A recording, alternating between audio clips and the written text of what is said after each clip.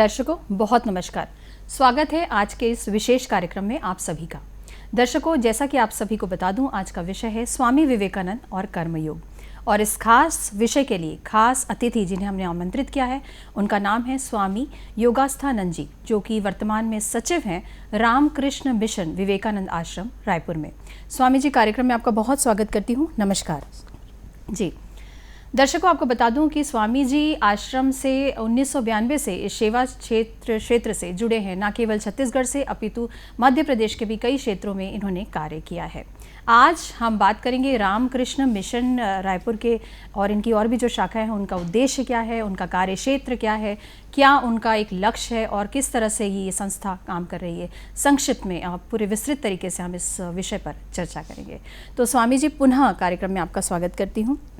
और मेरा सबसे पहला सवाल आपके लिए यही होगा कि रामकृष्ण मिशन की प्रेरणा कहाँ से मिली, वो हमारे दर्शकों के लिए। जी, पहले तो मैं सभी दूरदर्शन रायपुर के दर्शकों को जी नमस्कार करता हूं और आपके स्टूडियो के सभी कर्मचारियों को धन्यवाद देता हूं जी कि मुझे यहां पर बुलाया और स्वामी जी के जो कर्मयोग है उसके ऊपर बोलने का कुछ मौका दिया।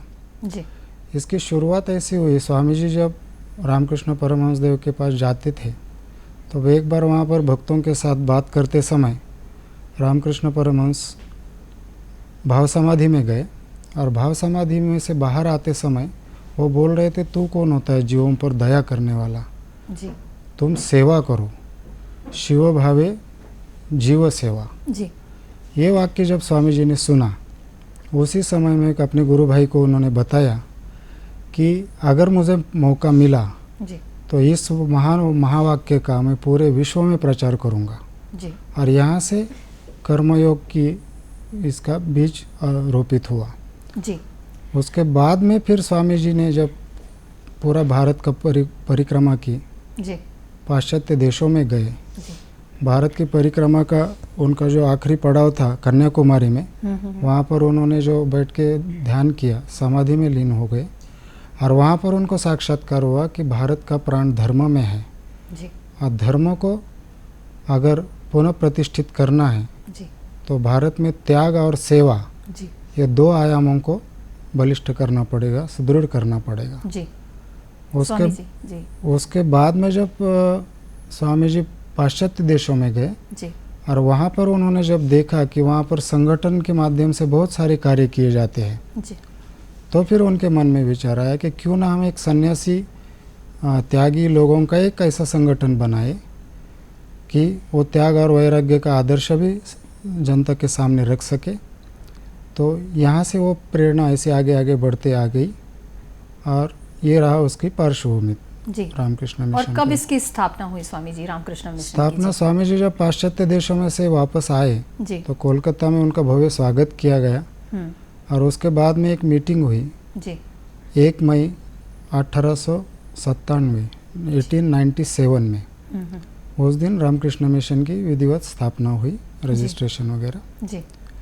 और इसके आदर्श कौन है स्वामी जी? रामकृष्ण मिशन के आदर्श हम किसे मानते हैं? रामकृष्ण मिशन का आदर्श तो श्री रामकृष्ण ही है जी और उनके आदर्शों के अनुसार ही रामकृष्ण मिशन चलती है, क्योंकि स्वामी विवेकानंद को जब वो उस समय नरेंद्र थे, उसी समय में श्री रामकृष्ण देव ने जी उनको किस प्रकार से कार्य करना है उसकी कुछ गाइडलाइंस दी थी। जी श्री रामकृष्ण देव और माँ शारदा देवी ये मूल प्रेरणा स्रोत है रामकृष्ण मिशन के। जी जी और उसके अनुसार ही, उनके उपदेशों के अनुसार ही ये काम चलता है जी। संस्था। और रामकृष्ण मिशन की जब स्थापना हुई तो क्या उद्देश्य, किस उद्देश्य से इसकी स्थापना हुई, वो हमारे दर्शकों के लिए? जी, उद्देश्य में बेसिकली ये था कि अपना भारतवर्ष जो है तमोगुण में डूबा हुआ है, जी तमोगुण से उसको रजोगुण में लाने के लिए जी विशेष प्रयास की आवश्यकता है। और इसमें त्यागी लोगों को अगर समाज के सामने आदर्श रखना है जी तो कर्म इस प्रकार से उनको करने का एक प्रशिक्षण दिया जाए कि समाज उसका अनुकरण कर सके। जी तो इसलिए आत्मनो मोक्षार्थम जगद हिताय च, जी इस वाक्य के अनुसार स्वामी जी ने इसकी ये इसका आदर्श वाक्य है। आदर्श वाक्य। और एक बार हमारे दर्शकों के लिए उस आदर्श वाक्य का मतलब भी आप बताएं। जी, आत्मनो मोक्षार्थम मतलब स्व खुद की आत्मा के मुक्त होने के लिए जो जी। कुछ साधक साधना करता है वो और जगह देता है। जो पुराने ज़माने में जैसे जप, ध्यान, योगा, जी हठ योग वगैरह इत्यादि माध्यमों से जो प्रैक्टिस की जाती थी, जी उससे हट के यहाँ पर कर्मयोग की प्रैक्टिस करनी है। मतलब जो कर्म आप कर रहे हो जी वो पूजा भाव से अगर आप करते हो, जी शिव ज्ञान से अगर वो करते हो, तो वो भी एक मुक्ति का मार्ग प्रशस्त करता है, चित्त शुद्धि का मार्ग प्रशस्त करता है। जी इसलिए आत्म कल्याण के करने के लिए जी जन कल्याण के मार्ग से साधक को सिद्धि प्राप्त करना है। जी। जैसे मिशन के प्रतीक की हम बात करते हैं, एम्बलम की, अगर मैं इसे आम भाषा में कहूँ तो आजकल जो लोगों का चलन है, तो आपके भी मिशन का एक एम्बलम है, तो क्या जी, उसका जी। कोई खास उद्देश्य है, कोई खास मतलब है? ये वो लोगों हमारे का दर्शकों भी, के लिए। एम्बलेम का भी जी स्वामी जी ने खुद रचना की हुई है। जी स्वामी जी ने उसमें चारों योगों को मिला के उसको प्रतीक चिन्ह बनाया हुआ है। जी तो उसमें जो आप समुद्र देखते हैं, हम्म। समुद्र होता है कर्म का प्रतीक, कर्म योग का प्रतीक। जी। हमेशा लहरें चलती रहती है, जैसे कर्म निरंतर चलते रहता है वैसा। जी उसके बाद में उसमें एक आप कमल पुष्प देखते हैं, जी तो कमल पुष्प है भक्ति योग का प्रतीक। ओ वो पूरे प्रतीक चिन्ह को ऐसा गोलाकार एक कुंडलिनीकार एक सर्प ने वेष्टित किया हुआ है। जी जी वो जो सर्प है वो होता है राजयोग का प्रतीक। अच्छा और उसके पीछे बैकग्राउंड में हम एक सूर्य देखते हैं, जी जिस सूर्य का उदय हो रहा है, तो वह है ज्ञान योग का प्रतीक। जी तो स्वामी जी ने कहा है कि रामकृष्ण मिशन का कार्य कर्म प्रधान रहेगा, जी मगर जो भी कोई साधक साधना करना चाहता है, इसमें से एक योग या दो योग अथवा चारों योगों का समन्वय करके जी वो अपनी साधक अवस्था से प्रारंभ करके मुक्ति की अवस्था तक जा सकता है। जी तो इसीलिए ये चारों योगों का मिलाप करके ये प्रतीक चिन्ह बनाया जी। गया है। स्वामी जी, बहुत खूबसूरत तरीके से आपने समझाया कि प्रतीक चिन्ह को इतनी गंभीरता से और इतनी गहनता से तब बनाया गया है। सोचिए वो सोच थी जिसने आज रामकृष्ण मिशन को इतने बड़े स्वरूप में प्रस्तुत किया है हम सबके सामने। स्वामी जी, मेरा अगला प्रश्न आपके लिए होगा कि रामकृष्ण मिशन और रामकृष्ण मठ ये दोनों में क्या अंतर है, वो हमारे दर्शकों के लिए। जी, रामकृष्ण मठ और रामकृष्ण मिशन की गवर्निंग बॉडी एक ही है जी, मगर इसकी कार्य पद्धति, कार्य करने की थोड़ी से क्षेत्र अलग अलग है।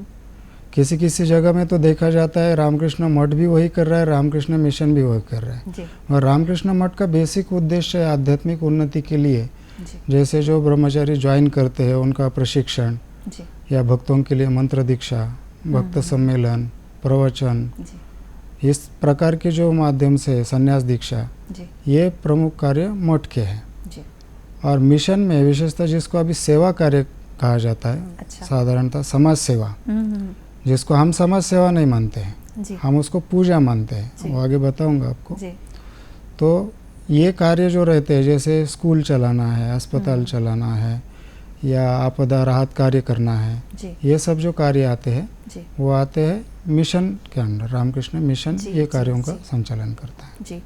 आपने सेवा कार्यों की बात की और आपने कहा कि ये सेवा नहीं, आपके लिए पूजा है।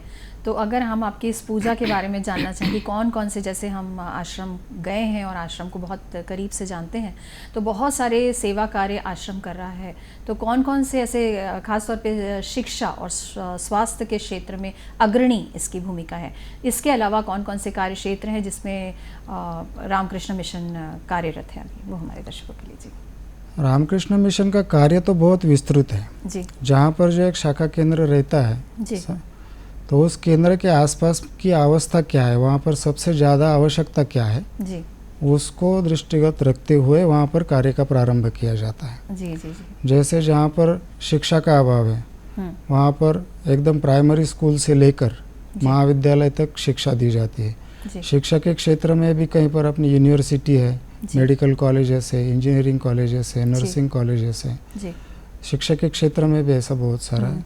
वैसे स्वास्थ्य के बारे में भी जी, बहुत जगह में दवाखाना है, जी, चलो चिकित्सालय है, बड़े बड़े अस्पताल भी है। जी, अभी किसी किसी जगह में कैंसर के लिए डेडिकेटेड कुछ ब्लॉक्स वगैरह भी बनाए हैं, अच्छा, मल्टी स्पेशलिटी हॉस्पिटल्स भी जी, है। तो शिक्षा और स्वास्थ्य का इतना दायरा विस्तृत है। स्वामी विवेकानंद कहते थे कि किसी भी एक एक गांव में भी पूरे विश्व की संपत्ति भी अगर हम ला के रख देते हैं तो भी वो गांव पूर्ण सुखी नहीं होगा, क्योंकि जब तक वो स्वावलंबी नहीं होता है। और स्वावलंबी होने के लिए व्यक्ति अगर शारीरिक दृष्टया तंदुरुस्त है और वो शिक्षित है तो अपना अपना मार्ग, अपना अपना रोजगार स्वयं वो खोजता है। उसके लिए बाकी दूसरों के सामने हाथ फैलाने की आवश्यकता लगती नहीं है जी। तो इसलिए मूल उद्देश्य शिक्षा और स्वास्थ्य। शिक्षा में भी बहुत सारी मासिक पत्रिका है, जैसे अपने रायपुर से विवेक ज्योति नाम की एक मासिक पत्रिका निकलती है। नागपुर से हिंदी पुस्तकों का प्रकाशन होता है। चेन्नई या अद्वैत आश्रम कोलकाता से अंग्रेजी या बांग्ला इसका प्रकाशन होता है। उसके साथ प्रवचन, उसके साथ कुछ सेमिनार्स अलग अलग ट्राइबल एरिया में, अर्बन एरिया में, जैसा सामने का ऑडियंस होगा उसमें बेसिक ये है कि जो जिस स्तर पे है उसके आगे बढ़ने के लिए उसको शिक्षित करना है। जिसको भौतिक ज्ञान की आवश्यकता है उसको भौतिक ज्ञान देंगे, जिसके पास भौतिक ज्ञान है जिसको हम एकेडमिक एजुकेशन बोलते हैं, वो जिसके पास है उसे हम आध्यात्मिक ज्ञान देने के लिए ये करते हैं। जी, बहुत अच्छी जानकारी स्वामी जी। चर्चा बहुत अच्छी चल रही है दर्शकों, और इस चर्चा से हम पुनः जुड़ेंगे, लेकिन इस छोटे से ब्रेक के बाद। जी।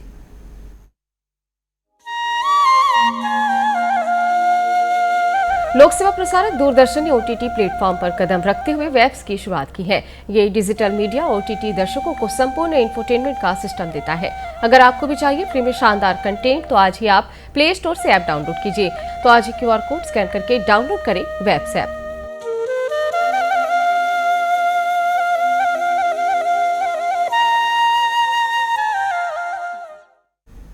दर्शकों, ब्रेक के बाद पुनः आपका स्वागत करते हैं। और जैसा कि ब्रेक में आपने देखा कि वेव्स OTT प्लेटफॉर्म के माध्यम से अब हम OTT प्लेटफॉर्म में भी अवेलेबल हैं, बिल्कुल फ्री में शानदार कंटेंट, ना केवल DD के चैनल्स अपितु बहुत सारी मूवीज़, बहुत सारे सीरियल्स और बहुत कुछ वेब सीरीज़ आप इस OTT प्लेटफॉर्म के माध्यम से देख सकते हैं, और आप इसे प्ले स्टोर से डाउनलोड कर सकते हैं। तो आज ही आपके मोबाइल पर डाउनलोड कीजिए वेव्स ऐप। दर्शकों, ब्रेक में जाने के पहले चर्चा चल रही थी स्वामी विवेकानंद और कर्मयोग, और इसी चर्चा को हम जारी रखते हैं। जी स्वामी जी, तो जैसा कि आप इसके कार्य क्षेत्र का बात कर रहे थे कि विभिन्न जगह पे स्कूल हैं और संस्था विभिन्न कार्यों को कर रही है, तो कितनी शाखाएं हैं आपकी भारत में और भारत के बाहर भी, तो वो हमारे दर्शकों के लिए। जी, अभी पूरे विश्व में जी 300 से अधिक शाखाएं हैं जी।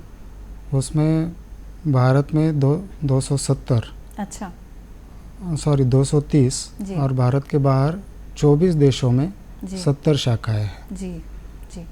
और छत्तीसगढ़ में कितनी है स्वामी जी? छत्तीसगढ़ में सबसे पहली शाखा रायपुर में शुरू हुई थी जी 1958 में। ब्रह्मलीन स्वामी आत्मानंद जी महाराज ने यहाँ पर कार्य शुरू किया था जी। उन्होंने फिर नारायणपुर में, बस्तर जिला आप जानते हैं, बस्तर जिले में विशेषता प्रिमेटिव ट्राइब जो आबूज माड़िया लोग हैं उनके लिए 1984 में कार्य शुरू किया था जी। और उसके बाद में अभी तीसरी शाखा बिलासपुर में हुई है जी। इसके अलावा भी भक्तों लोग अब जगह जगह में श्री रामकृष्ण देव का मंदिर स्थापना करके उनको केंद्र मानकर अपने अपने स्तर पर, छोटे छोटे स्तर पर काम कर रहे हैं छत्तीसगढ़ में भी। जी, बहुत अच्छी जानकारी स्वामी जी। स्वामी जी, जैसा कि आज का विषय है स्वामी विवेकानंद और कर्मयोग। स्वामी विवेकानंद जी की अगर मैं दर्शकों आपको बात बताऊं तो उनके एक अथाह साहित्य हैं, अगर हम उनके बारे में पढ़ें तो एक ये पूरा एपिसोड लग जाएगा। इतना उन्होंने युवा शक्ति के वो प्रेरणा स्रोत थे। तो स्वामी जी, मेरा अगला सवाल आपके लिए यही होगा कि स्वामी विवेकानंद और कर्मयोग ये क्या है, वो हमारे दर्शकों के लिए। जी, स्वामी विवेकानंद ने कर्मयोग का प्रतिपादन करने का बेसिकली कारण ही ये था कि अपना भारतीय समाज जो है पूरा तमोगुण में डूबा हुआ उनको दिखाई दिया जी। तमोगुण से बाहर निकालने के लिए, रजोगुण में लाने के लिए जी कर्म एक बहुत सरल उपाय है। बाकी और भी अन्य अन्य उपाय हैं, मगर उसके लिए गुरु की मार्गदर्शन आवश्यक रहता है या उसमें भूल चूक होने की भी संभावना रहती है। मगर कर्मयोग करते करते आदमी के अंदर के जो जेलसी की या मत्सर की जो वृत्ति रहती है वो चली जाती है। भारत के अधपतन में जो स्वामी जी ने जो बहुत सारे कारण गिनाए हैं उसमें एक है कि भारतीयों के अंदर ये जो जलने की या मत्सर की जो भावनाएं कूट कूट के भरी हुई है।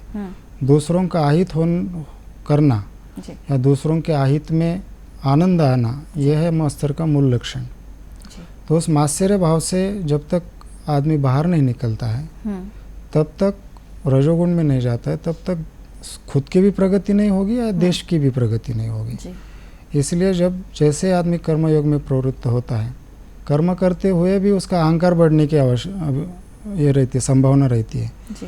मगर स्वामी जी ने उसको पूजा के साथ जोड़ दिया है। जी। अभी जो हम कार्य कर रहे हैं ये सिर्फ समाज सेवा नहीं है। जी। समाज सेवा और कर्मयोग उसमें अंतर है। बहुत भक्त लोग या कोई बोलते हैं यार स्वामी जी आप बहुत बड़ा सेवा कार्य कर रहे हैं। जैसे फॉर एग्जांपल अगर हम नारायणपुर की बात करेंगे जी। तो बहुत सारा बड़ा कार्य वहाँ पर चलता है। तो हम वो सेवा नहीं है, हम वो पूजा कर रहे हैं। वहाँ पर जो बालक है उसके बालक के अंदर का दिव्यत्व प्रकट करने के लिए, उसको अपने पैरों पे खड़ा करने के लिए उसको प्रथम आवश्यकता है एकेडमिक एजुकेशन की। जी। उसको पहले हम एकेडमिक एजुकेशन देंगे, उसको न्यूट्रिशियस फूड देके उसको खुद का शरीर तंदुरुस्त रखना कैसे है वो सिखाएंगे। और जब वो एकेडमिक एजुकेशन लेगा, हेल्दी रहेगा, हेल्दी माइंड और हेल्दी बॉडी रहेगी, तो अपने आप वो सोच के उसका खुद का ही मार्ग वो प्रशस्त करेगा और दूसरों को भी इसमें सहायता करेगा। जी। दर्शकों आपको बता दूं कि स्वामी जी अपने हर वाक्य में कह रहे हैं कि ये हमारा कर्म नहीं है, ये हमारा कार्य नहीं है, ये हमारे लिए पूजा है। स्वामी जी ये कह रहे हैं और हमने साक्षात इसे देखा है। अगर आप रामकृष्ण मिशन या विवेकानंद आश्रम जाके कभी देखेंगे, आपको ये महसूस होगा कि जिस तरह से इन्होंने ग्रामीण क्षेत्र के स्टूडेंट्स की बात कही कि वहाँ से सुदूर इलाकों से इनके यहाँ स्टूडेंट्स आते हैं। अगर आप उन स्टूडेंट्स का डिसिप्लिन देखेंगे, ऐसी ऐसी जगहों से अब आते हैं, उनका डिसिप्लिन देखेंगे, उनका जो मैं कहूँगी बौद्धिक क्षमता देखेंगे, आपको देख के लगेगा कि जो हमारे बच्चे हैं और इनके यहाँ से जो शिक्षित हो रहे हैं उन बच्चों में कितना अंतर है, उनके क्या संस्कार इन्होंने दिए हैं और किस तरह से वो इन्हें वेल डिसिप्लिन्ड और वेल मैनर्ड उन्हें बनाया जा रहा है। ये बहुत बड़ा कार्य है क्योंकि एक बच्चे के भविष्य को बनाना बहुत, अगर हम माँ बाप हैं इससे रिलेट कर सकते हैं, बहुत मुश्किल होता है और ये इतने हज़ारों लाखों बच्चों का भविष्य बना रहे हैं। ये मठ जिस तरह से स्वामी जी ने कहा कि स्वास्थ्य के क्षेत्र में भी काम कर रहा है, काफ़ी इनके हॉस्पिटल हैं और बहुत ही न्यूनतम शुल्क में ये कार्य कर रहे हैं। आप इनके मठ की आरती देखिए या वहाँ के मेडिटेशन हॉल देखिए, जो शांति है, जो पवित्रता है, आप जब जाएंगे आपको वो महसूस होगी। हम बात कर रहे थे स्वामी विवेकानंद की और मैं इसी विषय पे पुनः लौटती हूँ कि जब हम बच्चों की बात करें और इनके यहाँ के बच्चों का मैंने जिक्र किया, इनके यहाँ का साहित्य भी अपने आप में, जिसे हम समृद्ध साहित्य कहते हैं, वो विवेकानंद आश्रम का साहित्य है। एक बच्चे की नींव को बनाने में ये साहित्य अपने आप में पूर्ण सक्षम है और इसका साक्षात्कार मैं स्वयं कर चुकी हूँ और पूरे विश्वास के साथ मैं आपको कह रही हूँ कि इनका जो साहित्य अगर आप पढ़ते हैं, विवेकानंद जी के बचपन की कहानियाँ अगर पढ़ते हैं, उनके अगर आप मार्गदर्शन में जाते हैं और उस तरह के साहित्य में पढ़ते हैं, तो वो भी अपने बच्चों को अगर आप पढ़ाते हैं तो आप जानेंगे कि विवेकानंद जी का बचपन ही कितना समृद्धशाली था। तो स्वामी जी, मेरा अगला सवाल आपके लिए यही होगा कि जो स्वामी विवेकानंद थे उनका जिस तरह का बचपन था और आज के जब हम बच्चे देखते हैं तो उन्हें हम कर्मयोग से किस प्रकार से जोड़ सकते हैं? जिस तरह के कर्मयोगी अगर हम बचपन से ही देखें, बचपन से ही उनमें कर्मयोगी की नींव थी, तो हमारे बच्चों को उस कर्मयोग से हम किस तरह से जोड़ सकते हैं? आज की जनरेशन, सोशल मीडिया का युग है, बहुत डिस्ट्रैक्शंस हैं। स्वामी विवेकानंद के लिए तो वो आसान हो गया क्योंकि उनको साक्षात रामकृष्ण परमहंस देव जैसे गुरु मिले। जी। जब तक अपने बच्चे देखेंगे नहीं, जी, तुलना करेंगे नहीं, या हम किस अवस्था में दूसरों के लिए फील करेंगे नहीं। स्वामी जी बोलते हैं फील फॉर अदर्स, जी, डाउन ट्रोडन, मतलब जो पददलित है, पिछड़ा वर्ग है, उसके बारे में जब तक वो फीलिंग नहीं आता है तब तक वो कर्मयोगी या कर्म के क्षेत्र में आगे नहीं आएंगे। और वो फीलिंग कैसे आएगी स्वामी जी? वो फीलिंग लाने के लिए सभी अभिभावकों को या पालकों को मैं निवेदन करूंगा कि बीच बीच में बच्चों को आप बाहर लेके जाइए। जी। ऐसे कुछ क्षेत्र है कि जहाँ पर बच्चों को स्कूलिंग भी ठीक से नहीं हो रही है या पूर्ण शिक्षा भी पूरी ठीक से नहीं हो रही है। दूसरी बात है, बहुत सारे विद्यार्थियों को 2 समय का भोजन भी अभी तक नहीं मिल रहा है। तो अपने कंफर्ट जोन से निकल के, अपने ऐशो आराम से निकल के बच्चे थोड़ा सा बाहर जाके उनके जैसा जीवन थोड़ा जिए, 1-2 दिन उनके साथ रहे, या हमारे जैसी संस्थाएं जो काम कर रहे हैं ऐसे संस्थाओं के संपर्क में आकर उनके माध्यम से भी देखें।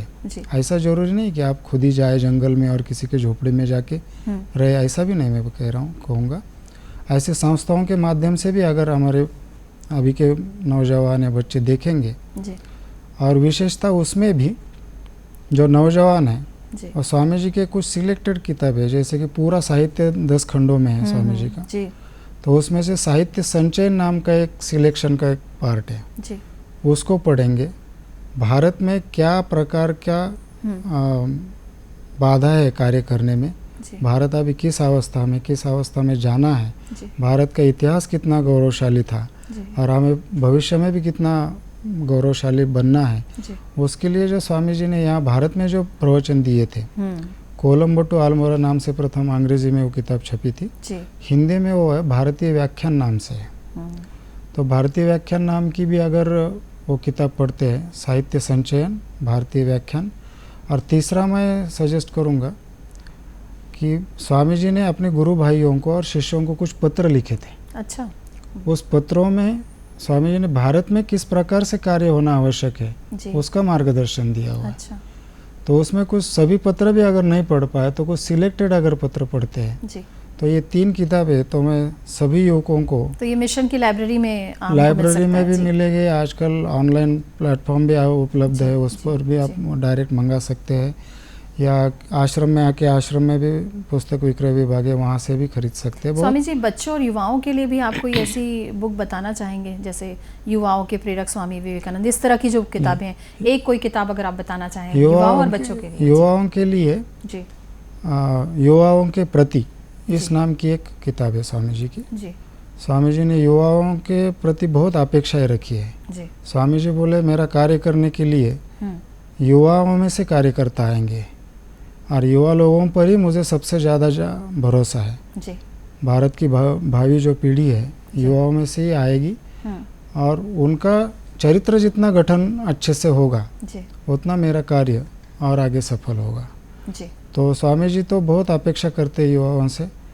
और स्वामी जी की एक विशेषता है उनके साहित्य की जी कि उनके साहित्य में कुछ भी निगेटिव नहीं है, सब पॉजिटिव है, सब सकारात्मक है। जी स्वामी जी को पढ़ने के बाद किसी को ऐसा नहीं लगेगा कि भाई हमारा समय व्यर्थ हो गया है इसमें। तो इसलिए मैं स्वामी जी का साहित्य, स्वामी जी की किताब, स्वामी जी के विचार युवाओं को तक पहुंचाने के लिए सभी को मैं विनती करूंगा कि और यही आपका संदेश है आज के कार्यक्रम का। जी विशेष रूप से ये कहूँगा कि युवाओं ने स्वामी जी को पढ़ना चाहिए। जी स्वामी जी, आप हमारे कार्यक्रम में आए और इतने अच्छे विषय पर चर्चा हुई। सवाल तो इतने थे क्योंकि आध्यात्मिकता, धर्म, बहुत विषयों पर बात करनी थी, लेकिन समय की एक सीमा है। आप हमारे कार्यक्रम में आए और इतनी अच्छी जानकारी आपने हमें दी, इसलिए आपका बहुत धन्यवाद। और जो आप कार्य करें उसके लिए आपको बहुत बधाई और शुभकामनाएं स्वामी जी। धन्यवाद। बहुत नमस्कार। आपके सभी दर्शकों को भी जी धन्यवाद, नमस्कार। दर्शकों, आज उम्मीद करते हैं कि आपको आज की चर्चा बेहद सार्थक लगी होगी। स्वामी जी के एक वाक्य के साथ यहाँ के इस कार्यक्रम से विदा लूंगी। स्वामी जी कहते थे, विश्वास विश्वास अपने आप पर विश्वास, और यही उन्नति करने का एकमात्र उपाय है। इस वाक्य को अगर आप फॉलो करें, इस मूल्य मंत्र को अगर आप अपने बच्चों को फॉलो करवाएं, तो वास्तव में यही उन्नति करने का एकमात्र उपाय है। जैसा कि मैंने कहा कि आज की चर्चा आपको सार्थक लगी होगी। आने वाले अंकों में ऐसी महत्वपूर्ण विषयों को आपके बीच लेकर उपस्थित होंगे। तब तक दीजिए हमें विदा। नमस्कार।